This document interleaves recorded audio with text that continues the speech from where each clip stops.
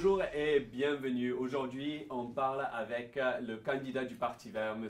Daniel Lapierre. Monsieur Lapierre, comment allez-vous? Ça va très bien, merci. Parfait, merci beaucoup d'être venu pour nous parler aujourd'hui. Je pense que la première chose qu'il faut qu'on vous demande, c'est si vous pouvez nous dire un petit peu sur vous pour que les téléspectateurs apprennent qui vous êtes, d'où venez-vous et pourquoi est-ce que vous pensez que ce serait un bon candidat pour Glengarry, Prescott et Russell? Bien, je viens de la région de l'Orignal. Je suis un père de famille avec 3 enfants. Je participe beaucoup à la vie communautaire. Je m'intéresse aux activités des enfants. Je m'intéresse aux activités scolaires. Je me suis battu contre la cimenterie. J'ai monté un spectacle pour amasser des fonds pour aller contre la cimenterie qui annonce qu'il devrait s'en venir, malheureusement.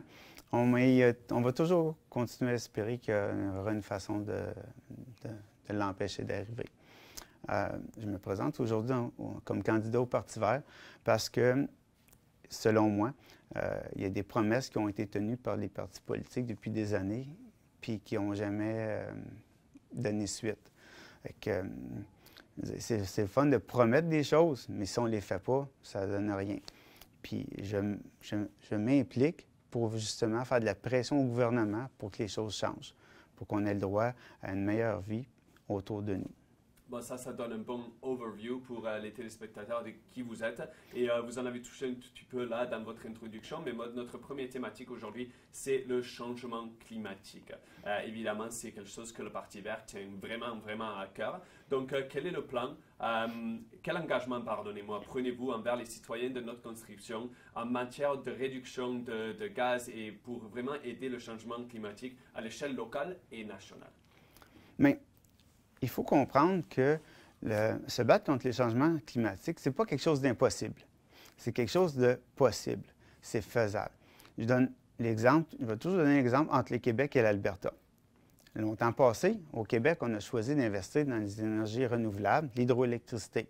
En Alberta, on a choisi le pétrole.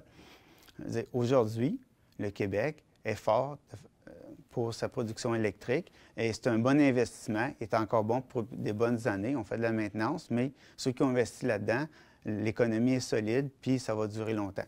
Ceux qui ont investi dans le pétrole en Alberta, bien, ils ont déjà commencé, l'Alberta, à investir dans des technologies plus vertes, dont l'hydrogène. Avec eux autres, ils sont obligés, ils vont être obligés de faire un changement d'économie, d'une économie qui provient de l'huile, une économie plus verte, l'hydrogène. Le fait, c'est que si on ferait des bons choix présentement dans l'économie verte, dans si on investit dans l'économie verte, dans le transport vert, dans l'énergie verte, c'est bon.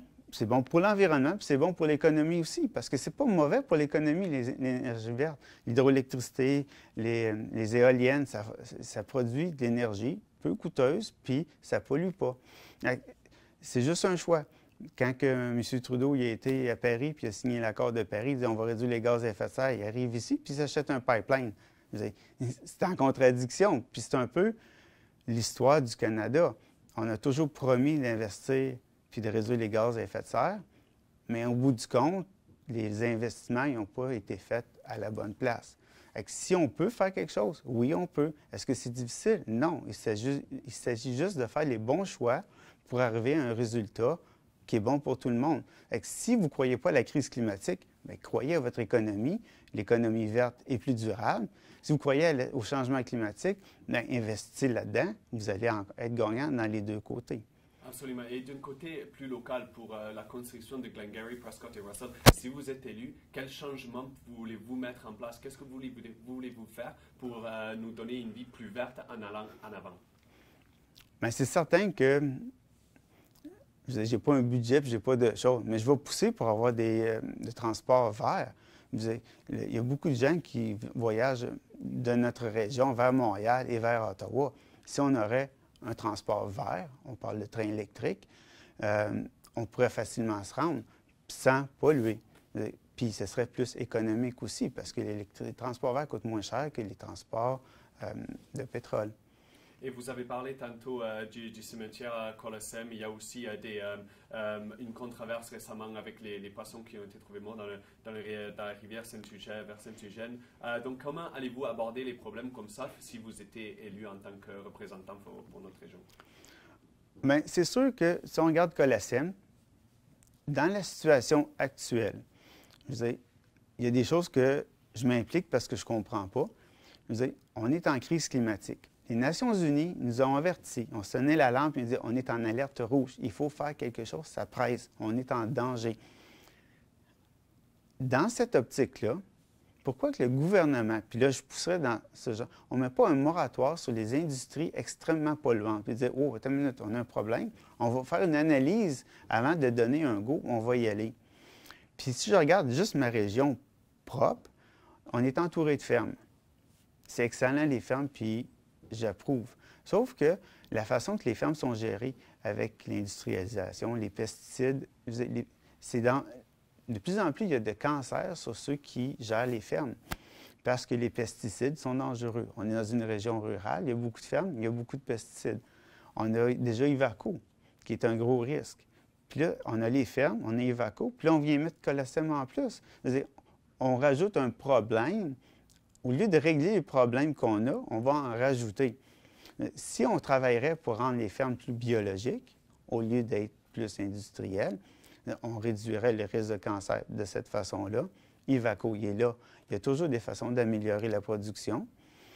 C'est deux facteurs qu'on devrait travailler pour de façon environnementale dans notre région. Puis, si on peut, mettre un moratoire pour les industries lourdes qui veulent s'implanter présentement. C'est bien que vous parlez des fermes urbaines dans notre deuxième thématique, qui est la relance économique ici. En tant que représentant de Glengarry, Prescott et Russell, on sait qu'il y a une pénurie de main-d'œuvre, surtout dans le secteur agricole, par exemple. Vous parlez des changements dans le secteur agricole pour le rendre plus vert, mais en ce moment, ils n'ont même pas les personnes pour travailler dans les fermes et dans le secteur proprement. Donc, qu'est-ce que vous pourriez faire en tant que représentant pour aider avec cette pénurie de main-d'œuvre et la relance économique ici dans la région? C'est une bonne question. Sauf que c'est une question qui est difficile à répondre étant donné la situation actuelle. Parce qu'il y a beaucoup de personnes qui ne travaillent pas à cause du COVID. Je veux dire, il faudrait sortir de notre emprise de la pandémie présentement avant d'être capable de faire un choix éclairé puis de donner des solutions. Présentement, on devrait s'attaquer plutôt à ce qu'on vit présentement pour voir le futur. Comme les restaurants. Mais avant les restaurants, il y avait du monde dans les restaurants. Il manquait de personnel, mais pas de façon criante. Aujourd'hui, on manque de personnel de façon criante. Mais les gens se sont déplacés parce qu'on a fermé les restaurants. Les gens se sont déplacés ailleurs. Puis il y a beaucoup de gens qui restent à la maison aussi. Puis, on parlait tantôt des garderies. Les garderies, c'est un autre facteur. Si on met... C'est le fun de dire on va réduire les coûts de garderie. Mais est-ce qu'on a des garderies pour subvenir aux besoins? Pas tout le temps. Moi, en tant que père d'enfants, on a eu beaucoup de difficultés à trouver des garderies. Il n'y en a pas. C'est que si on investit dans les garderies, puis quand je parle d'investissement, je ne parle pas de réduire les coûts de garderie, mais je parle de mettre accessibles les garderies à la population. On verra peut-être plus du monde à retourner au marché du travail. Et quel est votre plan à vous et pour votre parti pour essayer de vraiment kickstarter, comme on dit en bon français, la relance économique au Canada, mais surtout dans notre région aussi? Bien, l'investissement dans les énergies vertes serait un bon moyen de repartir l'économie. Sauf que présentement, il faut faire attention parce qu'il manque tellement d'employés. Je ne crois pas qu'on ait besoin de repartir l'économie. Elle va partir d'elle-même lorsque la pandémie va s'estomper. Puis comme tout le monde, on regarde la pandémie à chaque jour, puis on espère que ça diminue pour pouvoir s'éteindre complètement. Absolument. Et vous avez parlé tantôt de la garde d'enfants. Il est très difficile de trouver des services de garde d'enfants abordables et disponibles, comme vous avez dit, à proximité de nos foyers, et en plus qui offre une certaine flexibilité, qui répond aux besoins individuels de chaque foyer qui deviennent de plus en plus pressants. Donc, si vous êtes élu, comment est-ce que vous envisagez résoudre ce problème de garderie localement? Bien, c'est sûr que si je suis tout seul qui est élu, c'est difficile. Mais je vais pousser pour. Ne vous inquiétez pas pour ça. Je vais travailler pour que ça soit disponible. Si le parti est élu, par contre, à la tête, dans notre plan d'action, les garderies font partie du plan. OK? Il va y avoir un budget d'alloué, puis on va mettre des investissements, puis on va pousser pour la cause. Parfait, parfait. Et puis, non seulement c'est pas juste les gardes d'enfants qui sont pas abordables et pas disponibles, il y a aussi dans le même cadre, dans le même ordre d'idées, les listes d'attente pour le logement abordable dans notre région qui répond aux besoins individuels semble interminable. La liste ne s'arrête pas. Il y a des gens qui attendent des années pour arriver et trouver du logement et des maisons abordables. Que feriez-vous pour résoudre ce problème dans notre région? Là, il faut regarder, le Parti vert est un parti d'équité sociale. Le but du Parti vert, c'est de rendre la société le plus équitable possible. Si on réduit la pauvreté, OK, bien, les gens vont être capables de se payer un logement plus cher. Il faut imposer les riches un peu plus pour redonner un peu plus aux pauvres, pour équilibrer la justice. Si on est plus égal, les logements sont plus abordables. Présentement, le problème des logements, c'est le problème de tout.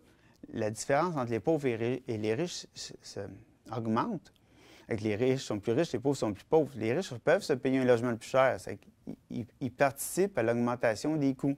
Tandis que les pauvres sont de plus en plus pauvres, ils ont de plus en plus de difficultés. Si le marché est plus équitable, ça va être, la difficulté pour un riche et un pauvre va être la même. Les logements devraient être moins dispendieux. D'accord, donc c'est en augmentant les impôts sur les personnes plus riches que vous essayez de réduire le niveau de pauvreté, ce qui crée quelque chose de plus équilibré. D'accord. Donc, le grand thématique de cette élection, évidemment, est la pandémie, les soins de santé et les vaccins en ce moment. Les soins de santé sont un outil qui est complètement vital pour les Canadiens et ça a été vraiment exposé pendant les 18 derniers mois. Donc, que fera votre parti pour offrir des meilleurs soins de santé et des services de soins de longue durée aux citoyens de notre région, surtout à la population francophone de Glengarry, Prescott, Russell, où il n'y a pas tellement de foyers de soins à longue durée pour les personnes francophones aussi. OK. Là, il faut regarder l'historique. Je veux dire, le Parti vert, depuis longtemps, il parle, avant même la pandémie, il parle de réformer le système de santé pour que ce soit plus accessible et plus équitable encore. OK?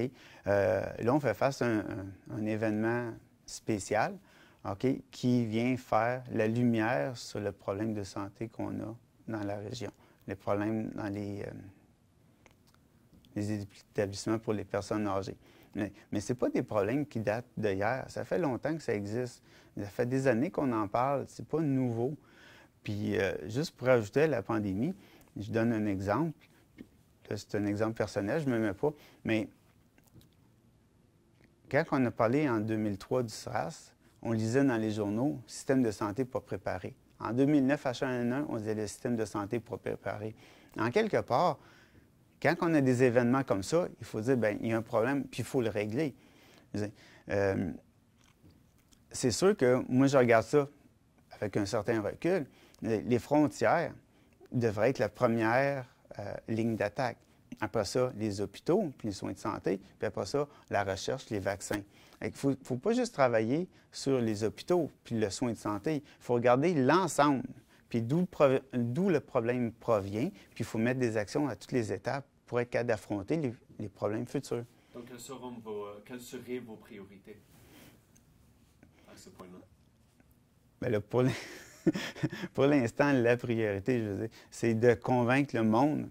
Ça, c'est une autre chose. Le Parti vert ne veut pas forcer le monde. Il veut tenter plus une approche, convaincre le monde d'aller se faire vacciner, convaincre le monde de garder une distance.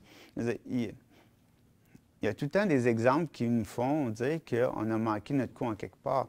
Quand le variant britannique est rentré au pays, il y a une jeune fille qui est partie de la Grande-Bretagne, qui est venue à Montréal, qui a contaminé sa mère, qui est allée à Sherbrooke, qui a contaminé son père. On voit que même si on était au courant, il y a du monde qui sont capables de facilement contourner. Je veux dire, il s'agit de mettre des incitatifs, mettre de l'information, montrer le dommage que tu peux faire avec les actions que tu poses. Et en parlant de convaincre les personnes, l'autre vraiment grande thématique en ce moment, c'est alors que nous sommes sur le bord de la 4e vague de cette pandémie en ce moment, comment pensez-vous que nous pouvons en sortir? Comment est-ce qu'on va en avant d'ici? C'est pas avec ce qui s'est passé auparavant, mais de ce point-ci, en allant en avant, qu'est-ce qu'il faut faire et quelle est votre position sur les passeports vaccinaux et les vaccins obligatoires? On n'est pas pour les vaccins obligatoires, puis on n'est pas pour les passeports vaccinaux. Sauf que, c'est pas juste... Les vaccins sont très importants, puis on est tous d'accord avec ça. Il n'y a pas juste les vaccins. Je veux dire, question de respect, respecter la distance, porter un masque, si tu es malade, rester chez vous. C'est toutes des choses. Puis là, l'école est recommencée, puis je me mets à la place des parents. Ah, mon petit est malade, je ne peux pas manquer le travail, je l'envoie à l'école. On voit que la difficulté des personnes à faire des choses qui seraient pas correctes, puis dans ce temps-ci, devraient être prohibées complètement. Là. Donc, vous dites, pardonnez-moi si je vous demande de vous répéter là, vous n'êtes pas pour les vaccins obligatoires ni les passeports vaccinaux, vous pensez, mais évidemment, dans les 18 derniers mois, on a vu que même en prenant gaffe avec nos distanciations sociales, en portant des masques, on a eu multiples vagues de la pandémie, on a eu multiples lockdowns, confinements, comme on dit. Ces mesures-là, est-ce que vous pensez que c'est assez? Oui, si on les respecte. le gros problème, c'est de respecter les mesures. Si on respecte les mesures, puis si on se fait vacciner, puis on ne fait pas exprès pour être en contact, ça va se résorber de par elle-même. Mais le problème, c'est que c'est pas tout le monde qui respecte. Puis c'est là qu'on voit ça, surtout dans les communautés proches. C'est la transmission. Mais c'est certain que ça prend un effort commun, puis il faut que le monde réalise l'impact de leurs actions. Mais il y a des effets aussi sur la santé mentale, par exemple, avec tous ces confinements et tous ces changements qui ont été vus pendant ces 18 derniers mois. Donc, est-ce que c'est pas quelque chose à quoi on devrait penser aussi? Oui, mais justement, bon, on parle d'isolement. Mettons les personnes âgées. On a des tests rapides aujourd'hui, on peut détecter s'il y en a qui sont malades. On pourrait mettre des endroits où il y a 0 personne malade, puis ceux qui rentrent et qui sortent soient testés à chaque fois qu'ils rentrent puis qu'ils sortent. Là, on peut protéger. Il y a des façons de protéger. C'est juste, ça ne sera jamais facile, étant donné l'ampleur de la situation, mais il y a des façons de faire. C'est pas vrai qu'on ne peut pas rien faire. Puis, arriver puis frapper d'un coup dur, c'est sûr qu'on va mettre du monde à dos puis on va frustrer des personnes. Mais d'un autre côté, sans mettre des choses trop restrictives, il faut quand même pousser pour que le monde agisse de la bonne façon. Et on va arriver à notre dernière thématique, on va bouger à l'avant, la connectivité rurale. C'est la dernière que j'ai pour vous aujourd'hui. C'est un problème qui est massif, qui a été vraiment exposé encore une fois par cette pandémie, parce que ça devrait être une priorité, car elle renforce les communautés et les connexions entre les gens, surtout pour le travail, mais même du côté communautaire aussi. Donc, pardonnez-moi. Est-ce que vous voulez continuer à appuyer en avant avec le travail qui a été fait par les libérales récemment avec les problèmes de connectivité dans notre région, ou est-ce que vous pensez que vous devrez faire quelque chose de vraiment différent? Le Parti vert, il n'y a pas vraiment de position là-dessus. C'est certain que moi-même, je suis touché parce que je suis dans une région rurale.